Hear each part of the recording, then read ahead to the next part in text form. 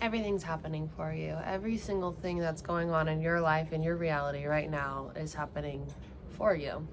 And so when we think about that, we can try to go deeper into the undesirable parts of life, of our perceived reality. For me, currently, I still have these injuries and I'm just not feeling super great. I think my energy is very low and I have more mast cell activation syndromes, or symptoms. Yes, symptoms.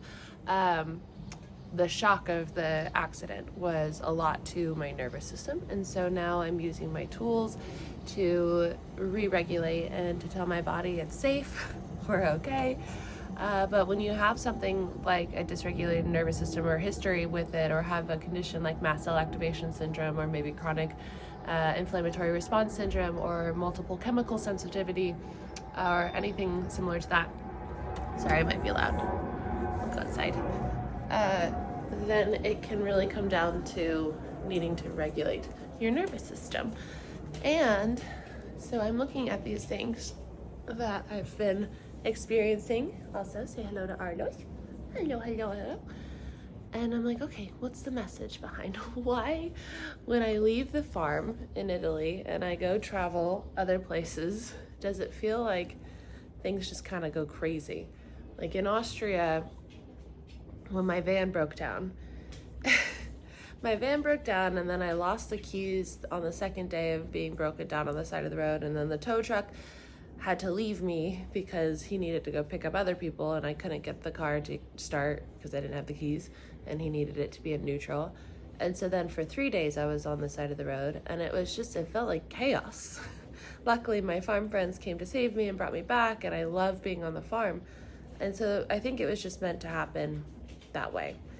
And I was meant to go back to the farm and meant to start this fundraiser to save Ladybug and Arlo. But I'm like, well, why here? Why here in Switzerland and in France does it feel like everything's kind of crazy again? Where I was in this bike accident and my symptoms were all triggered again. A lot of them were. And so I have to look at it and say, okay, it's happening for me. What could it be? What could it be? When I ask that question and I get quiet and find my center and call forward my divine team, I hear that I need to rest, that I need to go slow, that I need to find my center again. I think ever since the chaos of Austria happened, I've just been kind of not rolling with the punches, because that sounds like such a negative thing. I've more so just been experiencing life and going with the flow. And now I think it's time to become more intentional and to really get centered again and develop or recommit to some practices. I don't think that, like, I don't know. I'm in the place of where I talked about maybe I'll remove certain things in my diet and try to go that route with the mast cell activation thing. But I think more so what I'm called to is regulation, choosing, and following my own curiosity. And my own curiosity is telling me that to meditate more, to spend time here more. But when you look outside of yourself, you might be told something else. And so the message in this is you have to follow your intuition, and for healing and for what you need in your life, it might not look like what it's meant to look like. Like a doctor would say, a doctor of mast cell activation syndrome would say, eat a low histamine diet, take Dow supplements, do all these different things and be just very restrictive and be cautious of your environment and all these things. And I did that for years and years and years. But that didn't really fix it. What seems to fix it is my process of finding my center. And so I'm going to recommit to that. And I'm so happy to be here with family. I'm so, so happy. The wedding was beautiful, absolutely beautiful. It was so nice to see family, meet family, to feel a part of something. My cousin and I are going to get matching tattoos of our family last name on this side of the family. And so it's not actually my last name, but it's what we're a part of. And so it's so nice to learn so much about where my human body came from. I guess it's like your ancestry on this earth. And so we all have a story. But I also try to find my place in understanding, like, okay, I am a spiritual being having a human experience. I don't feel like I've been to Earth before, so I've always kind of had a hard time feeling like I belong to something, like belong to a family. Maybe part of that is being raised in America, where we didn't have a lot of family there. Like all of our ancestors and everybody's over here in Ireland, and then also in Italy and Switzerland. So yeah, it's interesting, feeling like an alien, but also kind of feeling like I'm a part of a family now. But this is the message all over the place, many things coming through. But maybe just take a moment to look at yourself and look at your life and look at the things going on around you. And if they're uncomfortable, if they're painful, if it seems like there's no answer for what you're going through, there is. It's just everything's happening for you to teach you what you need to learn to continue in your evolution here on Earth. So I hope that this message finds you in the right way, in the right time, in this human experience. And thank you so much for being here. If you like this video, please give it a thumbs up. Subscribe if you're new here.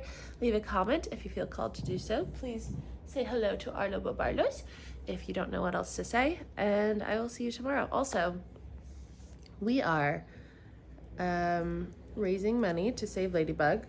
And also, because we raised more than the goal on GoFundMe, I set the goal to $3,000, originally $1,500, and then realized that the owner wanted to raise it all the way to $9,000 for her. So I made an offer of $3,000, and we're still waiting to hear back. The owner of the farm that I've been living on has to write to him because he's in jail. And so what I just got in a message from the owner of the farm that I'm staying on is that we have to raise money to save another horse from also going to the slaughterhouse, also owned by this owner. So the one in jail.